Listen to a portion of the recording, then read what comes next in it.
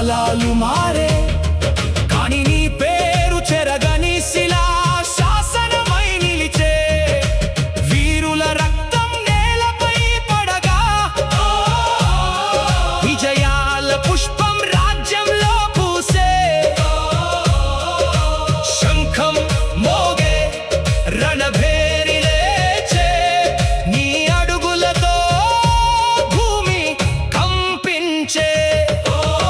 సూర్యచంద్రుల సాక్షిగా సప్త సముద్రాల గర్జనగా ధర్మయుగం మళ్ళీ వచ్చేనని దేవలోకం ఘోషించేనని శివుని త్రిశూల శక్తివి నీవే